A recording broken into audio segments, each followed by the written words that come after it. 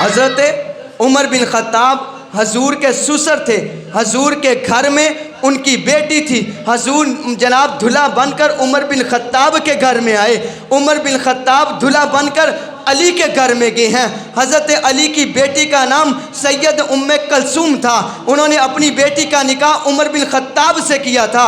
میرے بھائیوں، عمر بن خطاب بھی اعلیٰ تھے، حضور بھی اعلیٰ تھے، علی المرتضیٰ بھی اعلیٰ تھے۔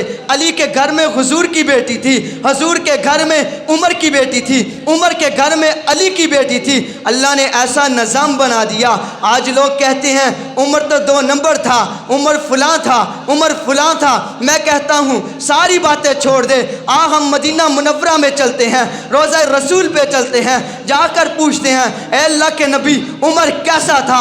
آواز آئے گی عمر ایسا تھا۔ مجھے تو اللہ نے ہر چیز اعلیٰ دی ہے، اللہ نے آنکھیں دی تھی سب سے اعلیٰ دی تھی، اللہ نے دانت دیے تھے سب سے اعلیٰ دیے تھے، اللہ نے ہاتھ دیا سب سے اعلیٰ دیا، اللہ نے پاؤں دیے سب سے اعلیٰ دیا، اللہ نے مکہ دیا سب سے اعلیٰ دیا، مدینہ دیا سب سے اعلیٰ دیا، اللہ نے قرآن دیا سب سے اعلیٰ دیا، اللہ نے یار دیے سب سے اعلیٰ دیے، اللہ نے جناب میدان دیا سب سے اعلیٰ دیا، اللہ نے عظمت دی سب سے اعلیٰ دی، اللہ نے معجزات دیے سب سے اعلیٰ دی، اللہ نے نبوت دی سب سے اعلیٰ دی۔ میں کہتا ہوں اے اللہ کے نبی آپ کو عمر کیسا دیا؟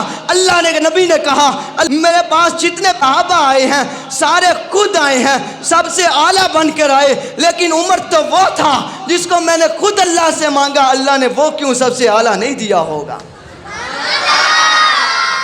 میرے بھائیوں، آپ نے کبھی سنا ہوگا، قرآن مجید میں پڑھا ہوگا، حضرت نوح علیہ السلام نے دعا مانگی اللہ میرے بیٹے کو ایمان دے دے، اللہ نے نہیں دیا۔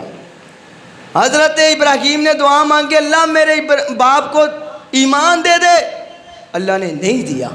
کیوں؟ اللہ نبیوں کو وہ چیز دیتا ہے جو نفع والی ہوتی ہے، جو نقصان والی نہیں ہوتی۔ اب جناب حضور نے ہاتھ اٹھائے اللہ میرے چچے کو ایمان دے دے، اللہ نے نہیں دیا۔